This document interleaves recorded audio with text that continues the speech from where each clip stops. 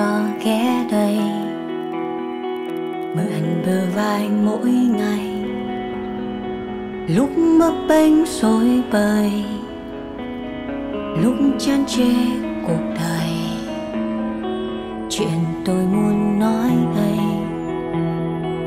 về những ngày đắng cay, những giấc mơ không thành, những giọt nước mắt long lanh. Chào em, mừng em đến với Tự Tình Lúc Không Giờ.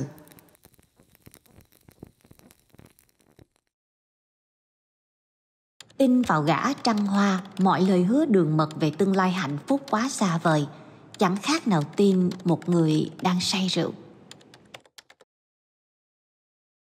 Lần cuối cùng mà chúng ta cùng ngồi trên ghế sofa thế này là bao giờ chị nhỉ? Trước khi trái đất và con người thay đổi. Có nghĩa là trước quarantine, là dịch đúng không? Trước dịch.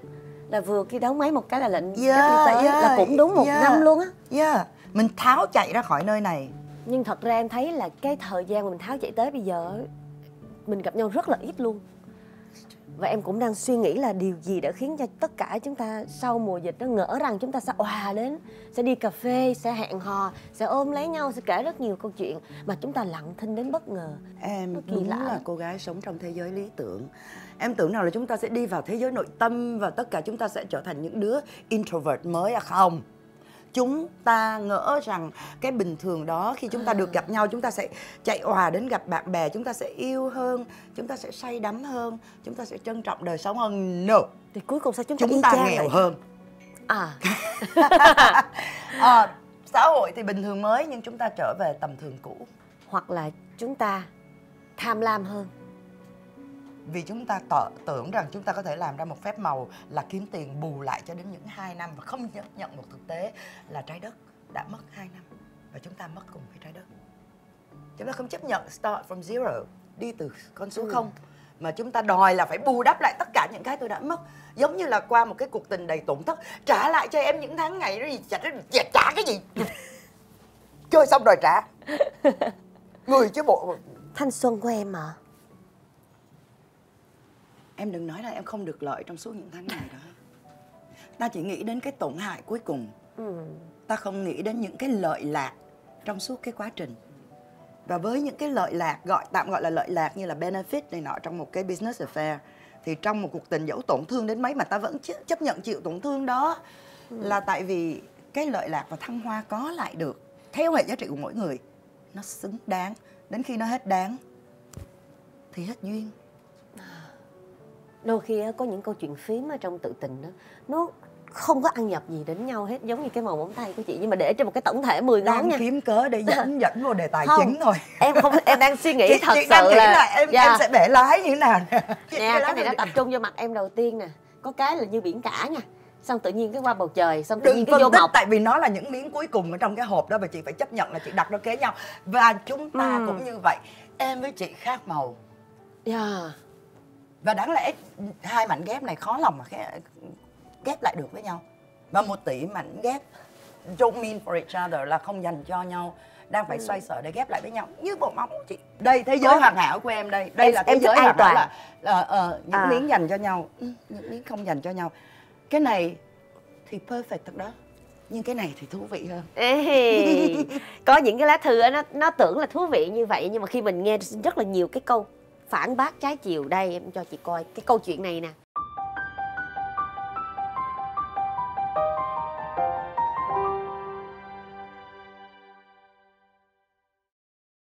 Chân thành và thân thương gửi lời chào chị Trinh và chị Miu ạ. Nghĩa là bạn biết là chị sẽ là người đọc lá thư này luôn đó.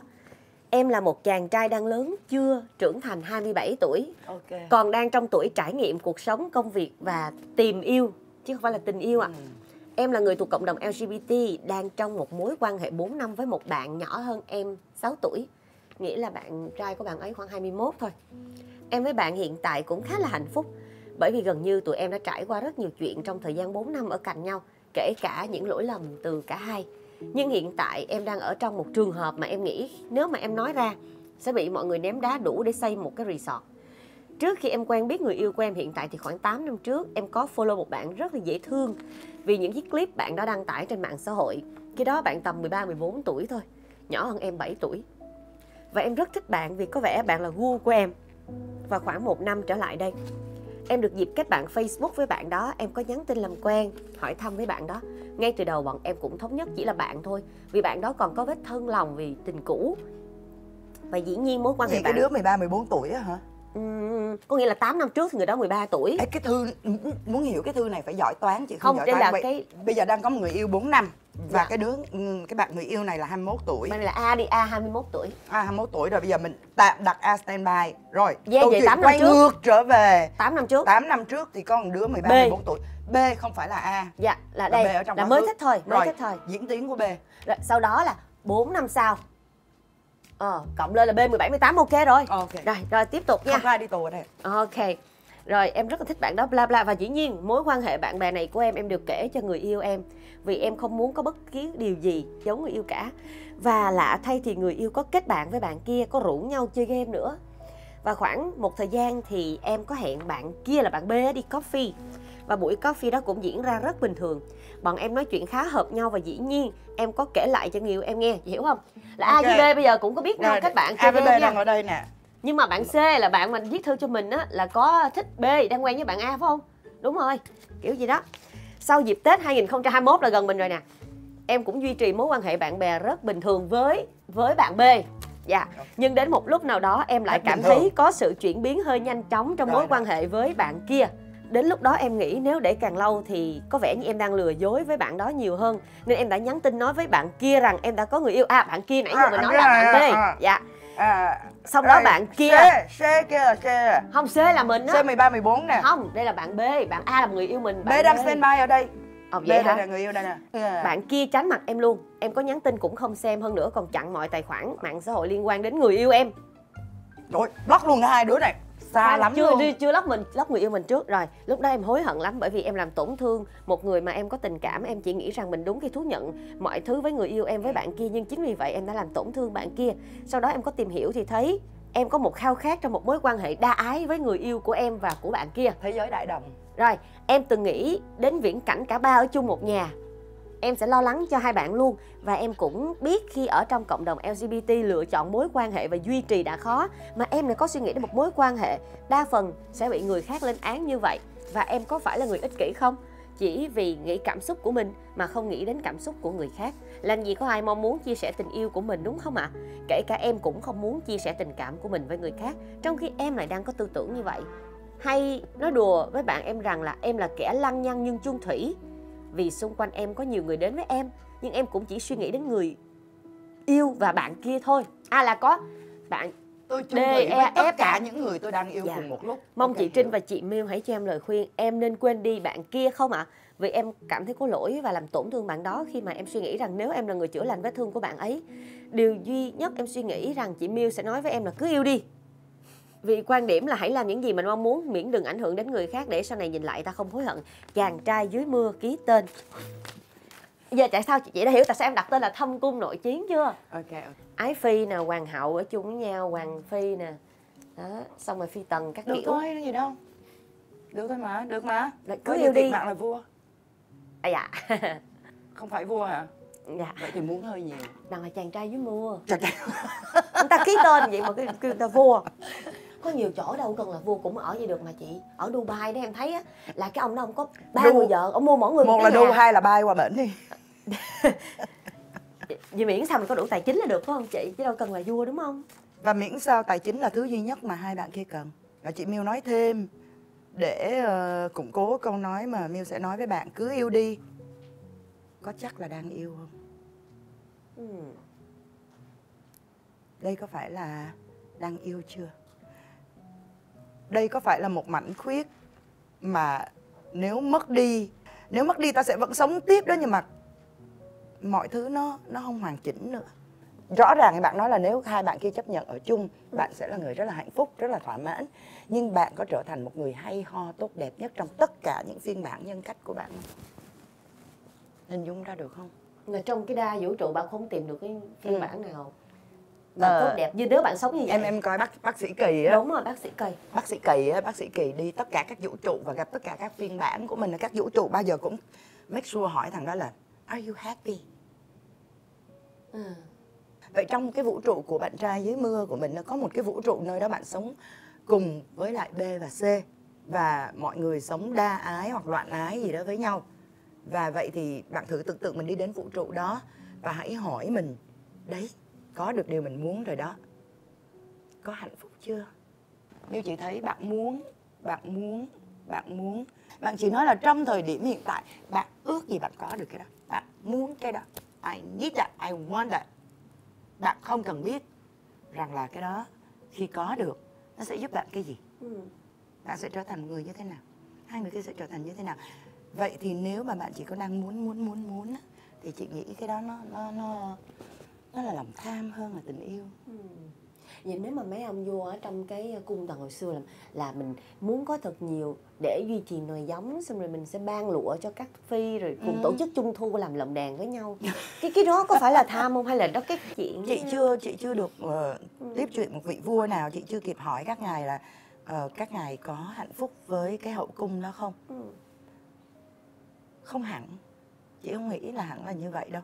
Bổn phận và trách nhiệm của các ngài, chưa kể là cái sĩ diện của con đực đầu đàn của các ngài. Các vị vua là câu chuyện của chính trị, thể chế, quan niệm của thời đó. Còn bây giờ bạn ấy không có trách nhiệm phải gieo giống cho hai bạn kia. Thứ nhất, các bạn là người thuộc cộng đồng LGBT, các bạn được thoát ra khỏi cái áp lực gieo giống rồi, vậy thì nó không nằm trong đó. Nhưng mà ngoài cái áp lực gieo giống, chị nghĩ đàn ông á, là dẫu sao thì hạ tầng cơ sở các bạn là nam giới. Tất cả các bạn camera lẫn ekip sản xuất là nam giới ở đây sẽ đồng ý. Đó là trong thuộc tính của người đàn ông, nó có cái gen đa dâm. Và tôi tha thứ chứ đó, tôi không lên án, tôi không có trách ai hết, tôi không đánh giá ai hết. Đó là tại vì trong cái tiềm thức của con đực gieo giống. Con cái một năm chỉ mang thai một lần, đẻ ra được một con hoặc một lứa. Nhưng mà con đực có thể giao cấu và tạo ra nhiều lứa con trong một đêm. Vậy thì nó tạo nên cái gen động vật. Thì chúng ta tiến hóa thành người, chúng ta tiến hóa thành đàn ông. Cái từ đàn ông ấy chúng ta tiến hóa thì ta vẫn mang theo cái bản năng.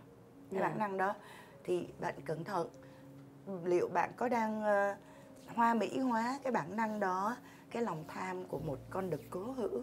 Còn cái kia là khuynh hướng tính dục thì mình không nói tới. Bạn vẫn có cái gen đàn ông và cái bản năng đàn ông. Và những cái mà bạn nói lấn cấn mình có lỗi với người kia, bạn C không có trách cứ hay đau khổ hay thất tình hay dọa nhảy lầu. Bạn C chỉ đơn giản là block bạn B, người yêu của bạn bây giờ. Và bạn đang suy diễn cả một bầu trời bi đát. Cẩn thận, chúng ta đang lạm dụng tình yêu để lấy tình yêu như một tấm khăn đẹp phủ lên quá nhiều thứ. Và nếu mình lật cái tấm khăn tình yêu ra, mình lập luôn cả cái tấm khăn áy náy vì làm khổ bạn C khi quay về với bạn B, lật luôn ra đó. Bạn không áy náy khỉ hết, quăng ra. Bạn chưa có trọn một cuộc tình với C, điều đó khiến cho bạn không cam tâm. Thứ mà mình đã thích từ 4 năm trước bây giờ đang ở trong tầm tay, hơi không cam tâm. Có thể chị đang hồ đồ suy diễn, nhưng mà chị đang đặt mọi thứ ở một vũ trụ khác để nhìn nhận vấn đề nhiều góc cạnh.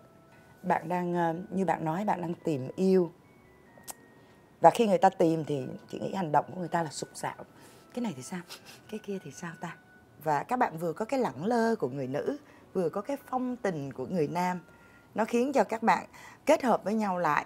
Bên trong những con người đa số là thông minh, tài hoa, vui nhộn, duyên dáng và mau quên á.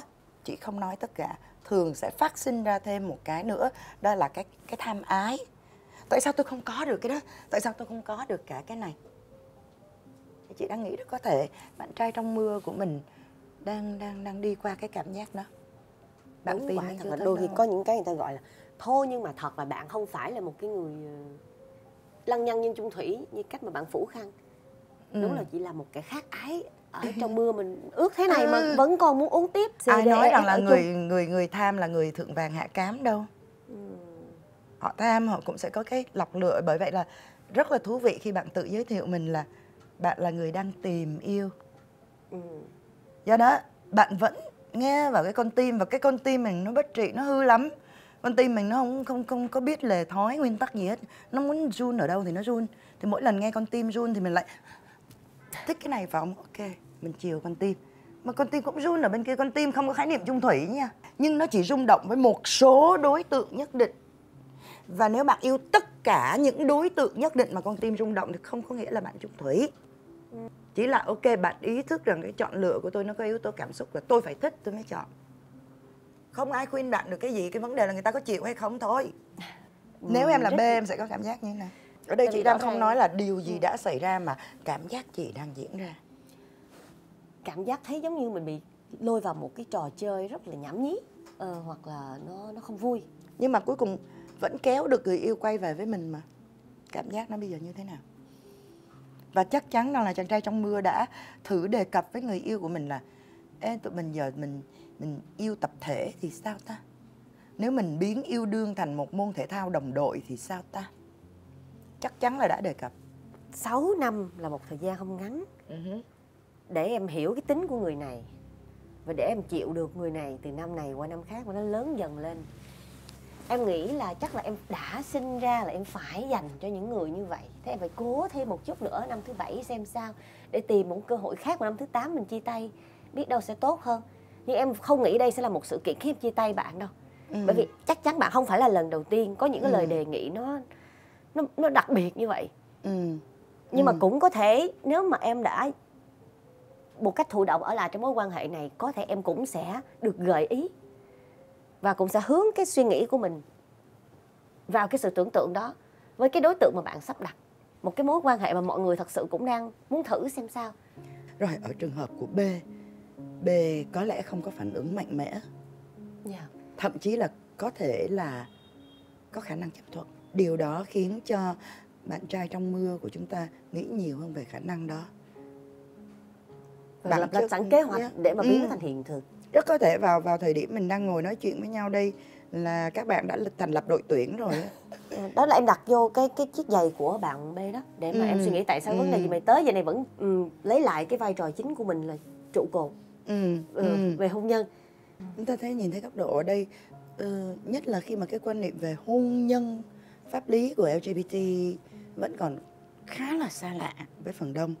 Thì chị nghĩ là trong tư duy của chính các bạn có ghen tuông, có ích kỷ, nhưng cam kết và ràng buộc không có. Điều này có thể đang xảy ra với các bạn. Và đặc biệt là trong cộng đồng LGBT mình không có nhiều tiền lệ để định nghĩa bất cứ cái gì. Chị thì chị vẫn muốn hướng đến tất cả những vị khán giả còn lại của Tự Tình Lúc Không Giờ lắng nghe chị em mình lúc này. Có thể đó là những cô gái dị tính, có thể là những chàng trai dị tính. Và cuối cùng là tình yêu nó không nên bị chi phối quá nhiều bởi khuynh hướng tính dục. Nó là sự thân thuộc, nó là tính quá trình, nó là cái gì thật là đặc biệt và thiêng liêng của riêng tôi, của riêng em, của riêng tôi, của riêng anh. Chứ nó sẽ dị ứng và nhảy nhổm lên với những xa cả chung chạ. Cái sự ghen tuông của tình yêu đó là cái mà tôi đang được nhận đây không phải là duy nhất. Và điều đó thì tình ái không chấp nhận. Và trong ngay cả những cái tình yêu dị tính cũng vậy. Có những người đàn ông thì đấy, tham ái và hứa rằng là sẽ chăm sóc đầy đủ cho từng bà vợ một. Tất cả các bà vợ họ có thể sống hòa thuận với nhau. Nhưng mà phần lớn những cái trường hợp đó chị thấy là họ vì nhau, họ vì những đứa con. Khi mà tất cả những cái điều kiện bên ngoài đó mang tính nghĩa vụ trách nhiệm thì họ vì được. Chứ nếu mà trong một đôi đang yêu nhau thì anh người yêu sẽ không bao giờ đề nghị cái chuyện như vậy. Và cô gái cũng khó lòng mà chấp nhận được điều đó. Cảm ơn chị vì rất là thẳng thắn trong ngày hôm nay, tiến sát vào trong cái hang sâu tiềm thức của bạn. Chị không định tiến sát vào bạn.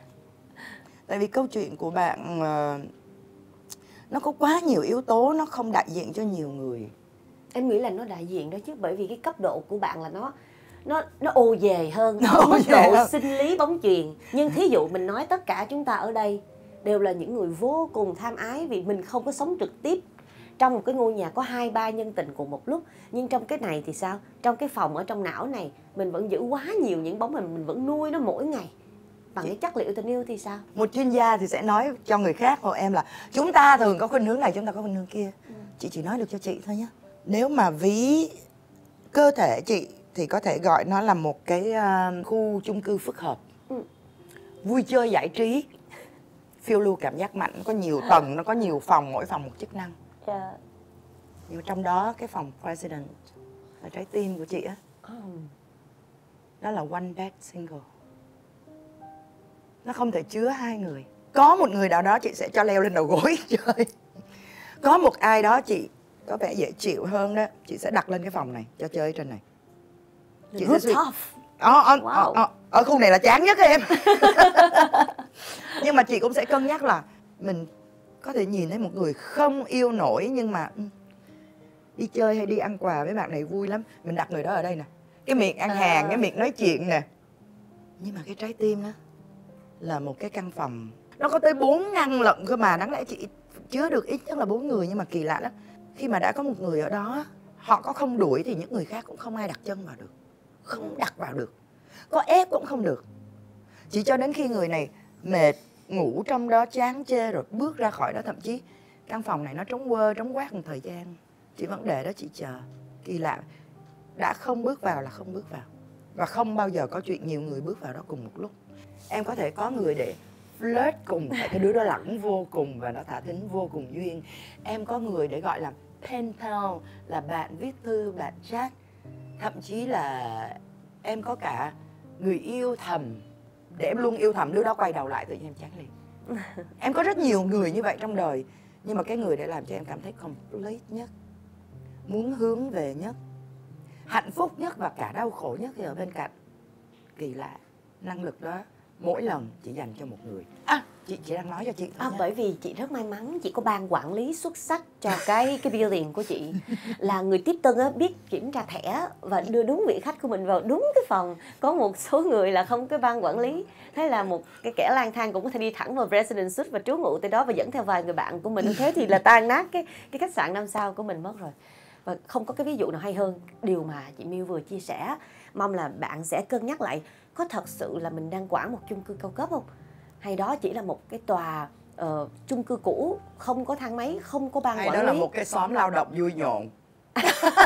Chị này, em đang cố gắng để đưa về khu chung cư rồi. Chị chỉ lo rằng là trong cái xóm nhà mình nó lúc thì hát karaoke, lúc thì quýnh lộn, lúc thì đấm ma, lúc thì kéo nhau ra ngoài đường chơi tạc lon. Nó rất vui, nó rất vui. Chị biết nó rất vui. Nhưng nếu một ngày nào đó người đó đến và e dè không muốn bước vào vì những đống rác của cái tập thể kia để lại. Và nơi nào có đông người thì nơi đó cơ sở hạ tầng nó mau tiều tụy lắm em. Có thể cái right person, cái người mà em gặp một ngày nào đó, nhìn thấy cái khu xóm tươm tất ha, trồng bông trồng hoa, vệ sinh sạch sẽ, văn hóa quá ha, họ bước vào, họ ở cũng chả lâu rồi họ lại rời đi. Nhưng cái điều tuyệt vời nhất mà em sẽ có lại, đó là một cái khu xóm đẹp như thơ. Có thể có một ai đó sẽ ở lại luôn với em sau này, có thể không đi chăng nữa. Thì lúc đó em cảm thấy thật tuyệt vời khi được là mình là một khu xóm tươm tất, sạch. Và em nhớ như in sâu sắc từng người đã ghé qua. Chứ không phải một xóm lao động trong tình trạng có đám ma cả tuần. Đừng làm cho mình tiều tụy đi. Cẩn thận, trẻ con mà tham ăn kẹo quá, sâu răng có ngày. Ôi, thôi, thời gian 30 phút chỉ có bao nhiêu cho một lá thư, quá nhiều suy nghĩ. Bạn đừng nói là tụi mình làm tổn thương bạn nha. Chỉ là bạn cần lời khuyên thì chị Miu sẽ dùng mọi cách, mọi phương thức, từ ẩn dụ cho đến hoán dụ, cho đến dỗ dụ để mà bạn có thể có được những hạnh phúc bình yên hơn. Ở đây thì em cũng có một món quà nho nhỏ rất bình yên dành cho chị. Đây là một món quà President. Đối với chị á hả, người tình thì chỉ có một, nhưng quà thì bao nhiêu cũng không đủ. Hai, ok, nó khang trang nè, nó đặc biệt nè, nó dành riêng nè, nó duy nhất nè. Đường tình của chúng ta nó sẽ là một cuộc chạy tiếp sức của lần lượt những người yêu cũ. Nhưng lần lượt đừng chen nhau trên một đường đua, nó rối dữ lắm em má. Cảm ơn chị rất nhiều. Hôm nay thì mình ngoài một món quà là mình ngồi nói chuyện 30 phút dày xéo bạn, Mình sẽ mang đến cho bạn, em nghĩ là một chút xíu văn vở về thơ, một chút xíu âm nhạc, hơi đau một chút xíu, nhưng mà nó sẽ làm cho tâm hồn bạn được thanh thản. Hát cái gì giờ ha? Nãy giờ tự nhiên chị nói chuyện với Trinh và đọc lá thư này, chị nghĩ nhiều đến B. Nhân vật vẫn stand by, vẫn đón sự quay trở về của bạn. Vậy thì nếu chúng ta yêu phải một người tình tham ái thì sao? Nãy giờ chị băn khoăn đến B nhiều. Chị lại muốn hát bài này là tặng cho B, là người yêu của chàng trai trong mưa. Một chàng trai tham ái, một chàng trai phong tình.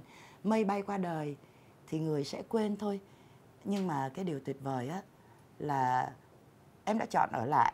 Có lẽ vì cuộc tình đó vẫn còn đang tuyệt vời. Vậy cứ ở lại cho đến khi mệt mỏi em có thể đi tiếp. Thần ái tình sẽ có lúc chiều chuộng tất cả những đứa con của mình, kể cả đứa hiền nhất lẫn đứa hư nhất. Bài hát này là tặng cho B.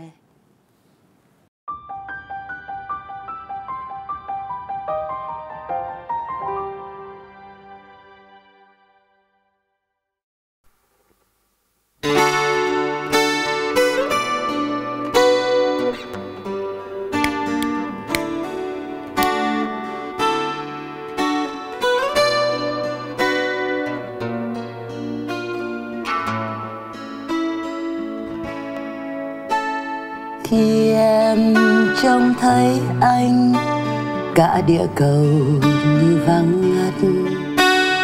Khi em trông thấy anh, cõi thiên đàng như trước mắt. Con tim em bấy lâu ngỡ như tình đã quên mình, để rồi ngày hôm qua oán trách nhau. Khi em trông thấy anh, những ưu phiền run rẩy chết. Khi em trông thấy anh, lửa ngông cuồng như tắt hết. Em như con thú hoang, biết run sợ trước cuộc đời. Ngập ngừng lòng lo âu, hát câu kinh nguyện cầu. Tình không xót xa có nên gọi là tình. Đời không đắng cay có nên đời. Trái tim kêu gào, xin hãy cho nhau một lần thôi, được quặn đau được rướm máu. Hôm nay ta cứ vui, biết đâu ngày mai vẫn thế. Mây thích trôi thì mây cứ trôi, sẽ không còn ai nhớ đến. Anh ơi em vẫn tin, chẳng có gì suốt cuộc đời. Dù rằng tình đôi ta vẫn luôn luôn tuyệt vời. Tôi cũng không biết nữa điều đó đúng hay sai. Chỉ nhớ rằng sau đó mình đã có thở dài. Tôi cũng không nhớ nữa mình hạnh phúc hay không, hay chỉ khoảnh khắc đó rồi hầu hết đau lòng. Tôi cũng không chắc chắn về mục đích lâu dài. Chỉ biết càng cố gắng thì lòng càng phôi phai. Tôi mong em sẽ sống một cuộc đời khác tôi. Đừng chỉ vui trên mạng, tắt máy lại lạc trôi.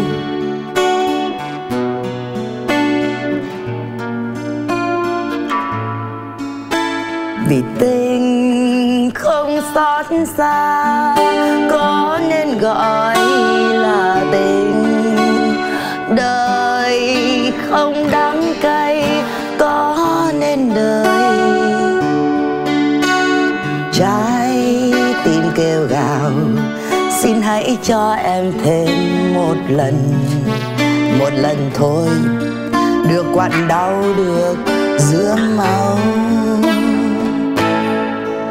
Hôm nay anh thích thì anh cứ vui, biết đâu ngày mai anh vẫn thế. Anh đi thì anh cứ đi thôi, sẽ không còn em nhớ đến. Anh ơi, em vẫn tin chẳng có gì suốt cuộc đời, dù rằng tình đôi ta vẫn luôn luôn tuyệt vời, dù rằng tình đôi ta vẫn luôn luôn tuyệt vời.